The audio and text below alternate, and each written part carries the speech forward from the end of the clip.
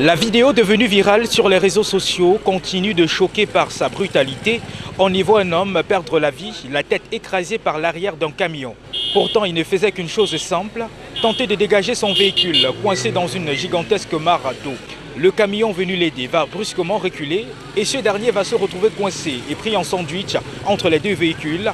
Le drame se produit et il décède sur le coup. Après vérification, nous retrouvons le lieu exact du drame. Bonendale, au carrefour dit Sergio Polo. Parvenir à ce carrefour est un véritable parcours du combattant.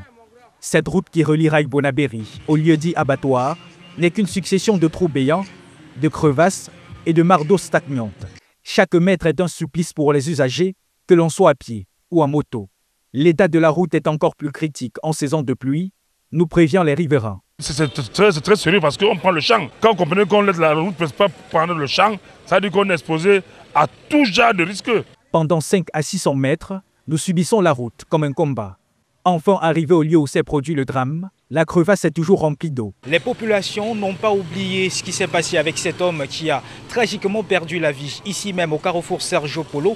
Nous aussi, sur le chemin de son calvaire, nous avons dû aller les pieds dans l'eau pour traverser ce chemin qui va donc du carrefour abattoir jusqu'à la sortie de ce quartier. Et croyez-moi, c'est un véritable parcours de combattant. Le choix nous a été imposé, celui de nous arrêter tout juste avant le lieu de ce drame, où nous avons remarqué d'ailleurs un amas de sable qui a été déposé selon les populations depuis quelques jours déjà. Le but, éviter qu'un autre conducteur ne s'y engloutisse. Certains travaux de drainage y sont en cours, mais la douleur est encore vive. S'il n'y avait pas le trou, il n'y avait pas l'eau dans le trou, même ses collègues d'à côté pouvaient mettre les mains sur la camionnette et essayer de le faire sortir. Mais comme il y avait l'eau, personne ne pouvait avoir le courage d'entrer dans le trou d'eau parce que l'eau arrive même aux genoux. Bien, à ma grande surprise, j'ai vu il y a une citerne qui est venue là. Il a retiré l'eau dans le trou, là, 4 citernes. Jusque-là, il y a toujours de l'eau dans le trou. Je ne sais pas si c'est pour arranger la route, c'est pour faire comment. Nous aussi, nous regardons seulement. Nous décidons alors de mesurer la profondeur du cratère d'eau encore présent. C'est soit à peu près 30 cm de profondeur. Les populations nous disaient, le monsieur qui a décédé ici s'était retrouvé dans une eau qui allait à plus de 50 cm. Les habitants le confirment, ici les accidents sont fréquents. Pour les conducteurs, c'est le garage assuré à répétition. Ma voiture, je change les roulements tous les 2 semaines. Là où je suis là, je ne pars au garage, je ne pars pas au travail. Moi, je sais encore un peu passer ma paix un peu haute. Toutes les petites voitures ont garé. Tant que ce n'est pas saison sèche, ça ne sort pas. Tous fustigent les autorités compétentes du fait des travaux de réfection des rigoles entamés puis abandonnés par la commune. Ce sont les rigoles, on a abandonné le travail. C'est pourquoi dès qu'on a abandonné là, que la route est devenue mauvaise. Voilà les digues qu'ils ont prévues qui devront canaliser. Il n'y a rien qui a changé. Rien. Et on paie les impôts chers pour cet endroit. En cette période de rentrée scolaire, les élèves paient eux aussi le prix fort. Ce quartier de Douala 4e compte une dizaine d'écoles primaires et secondaires, une file d'élèves contraints de traverser tout le quartier à pied pour rejoindre l'autre entrée, située à Rai Bonaberi. Il y a les voitures qui passent, les motos qui passent. Ils nous font attendre, ils nous font arriver en retard. Et de deux, quand on arrive en route, les motos, ils nous versent de l'eau sale. Nous sommes obligés d'arriver à la maison laver encore la tenue. Quand il pleut, c'est tellement difficile. Trouver les motos qui ont les parapluies, c'est trop difficile. Nous sommes obligés de marcher dans la pluie. Nous sommes à 2 heures, on fait devant. On doit le transport 1500. En venant à l'école, on paie 1000 francs. Tu vois que même si on paye 500, il faut laisser l'eau en bas. Il faut qu'on marche maintenant de la bas jusqu'en l'eau en haut. Là. Même les raccourcis qu'on prend, c'est trop gâté. Et personne n'échappe à cette dure réalité. Tu vois comment les enfants rentrent étant fatigués. Ne serait-ce que le transport qu'on donne aux enfants le matin, en un mois déjà, ça donne encore la pension d'un autre enfant. On paie 400 francs. Si vous êtes 2, vous payez 600.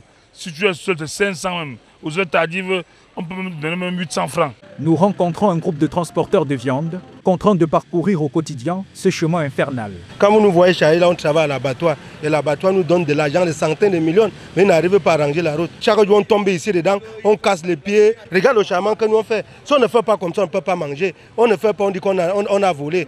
Même constat pour les commerçants qui voient leur clientèle disparaître. Ça fait particulièrement 2 semaines, nous n'avons pas de chantier là. On est à chômage là. Et soit même comme ça, prendre les baguettes pour aller faire un petit boucan là. En plus, il n'y a même pas la lumière pour dire qu'on va même travailler. Petit travail qu'on a. Depuis le matin qu'on a brûlé, depuis, regardez, cela, ça se sèche au grillage. La route est tout mauvaise. Il n'y a personne qui passe. Les voitures, les motos ne passent pas.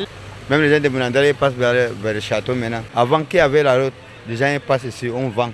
Mais maintenant, on ne même pas 50 000 par jour. Ouais, c'est mauvais. Le bénéfice, on ne voit pas parce que la viande, ça dort chaque jour. À mi-parcours, un habitant révèle l'existence de voies de contournement, mais toutes restent impraticables. Voici donc l'état de la dite voie secondaire qui mène à abattoir, un enchaînement de crevasses remplies d'eau. Les riverains avouent les emprunter malgré tout, car elles sont parfois moins dangereuses que la route principale. À environ 800 mètres de l'abattoir, un tricycle attire notre attention. Il attend planté dans une mare d'eau d'être chargé de parpaings. Sa conductrice nous explique son quotidien. Il n'y a pas de quoi manger, on est en train de souffrir. Regardez ceux qu'on est en train de porter les parpaings pour aller livrer. Il n'y a même pas moyen. Il n'y a pas moyen pour aller livrer. Pardon. À quelques pas de là, se dresse un dépôt de planches. Là encore, la route impraticable tue lentement l'activité.